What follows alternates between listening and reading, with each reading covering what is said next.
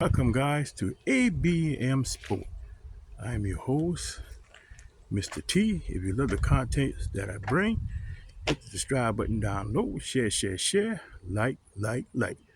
Wow, what a day here in Georgia, the weather, a lot of rain, but not going to be before you long. I want to say something to our Cowboy Nation fans. We're not going to win a Super Bowl, y'all. We're not winning no Super Bowl, no matter what you say to Jerry Jones and about the team. We're going to never win a Super Bowl. The last Super Bowl head coach we had was Jimmy Johnson. And he was in an interview. This was 1994. Him and Jerry Jones were sitting down talking to the media about him not being the coach.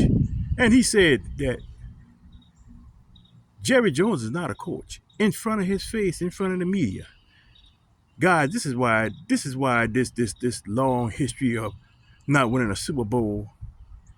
Sometimes it's not but the coach, it's but the owner.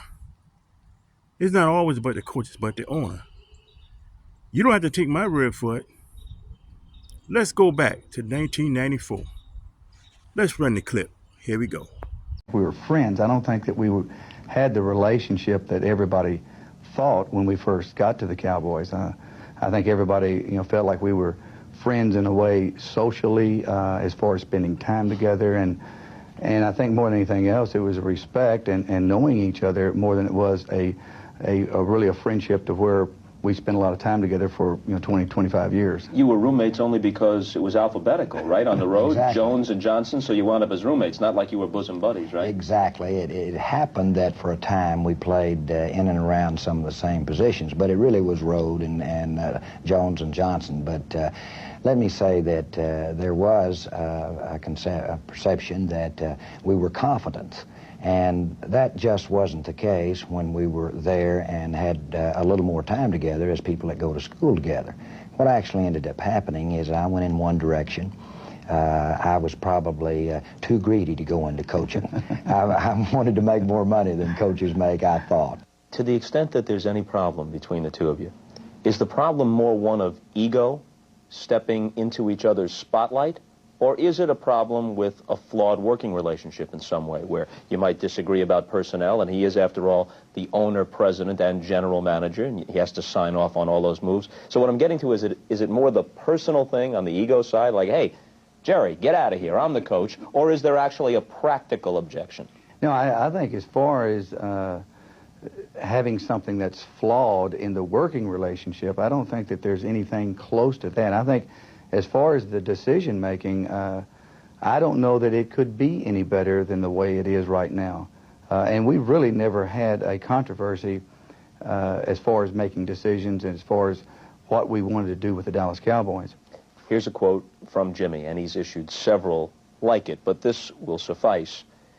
He says, "It's obvious Jerry is a frustrated football coach." Now, you told Frank DeFord, "I'll tell you what, I could coach this team. I could coach the blank out of this team."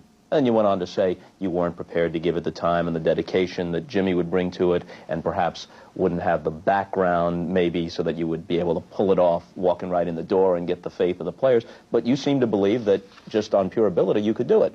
And he thinks you're a frustrated football coach. Well, he's right, and in terms of being a frustrated football coach. But most frustrated football coaches that have any sense at all are sitting at home watching it behind the television set, not trying to take the Dallas Cowboys and step out there and try to win Super Bowls with it. I think too much of not only Jimmy, but the great coaches of the game that have been here, Coach Lombardi, Coach Landry. I think too much. I couldn't be sitting in this chair if I actually were serious about stepping out there and really doing it. Suppose there were a button you could push, and the players would accept you walking into the locker room as the coach. You wouldn't have to clear that credibility barrier. Do you think you could coach an NFL team? When I'm through and they put me in the ground, my coaching record's going to be 0-0. But could you do it? I said no, not at all. Now, this question, I think, would be different if I put it to Marv Levy about Ralph Wilson, who is one sort of owner, as opposed to putting it to you about Jerry Jones, who is owner, president, and general manager. So in that context, Do you respect his football knowledge? Yeah, I respect Jerry's football knowledge as an owner and as somebody that loves the game.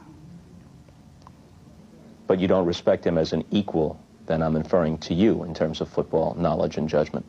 Well, I think that, I know, because I have spent 30 years, learning what I know right now. And not just Jerry, but someone that hasn't been doing that for 30 years.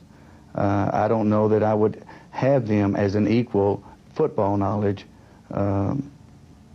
as what I have. Do you have a problem with that? It shouldn't be. I have no problem with that at all. The facts are that I have no problem at all with when Jimmy responds to me saying I can coach the living you-know-what out of the team, with him basically saying, hey, I think that brings a smile to my face, but let's get serious. We got to beat the Buffalo Bills. Seems pretty apparent. There's some overlap between the two of you guys in background and in your present state of mind, your goals, your approach. But there are also enough differences and separate strengths that you have a tremendous partnership out of this. Hey, I feel good when I'm around Jimmy. One of the reasons I feel good is because I got a lot of confidence in him. I know he can get the job done. Certainly, if Jimmy, in any way, personality-wise, was so offensive to me that I couldn't live with it, then we'd make changes. That's just not the case. And occasionally I do get offensive.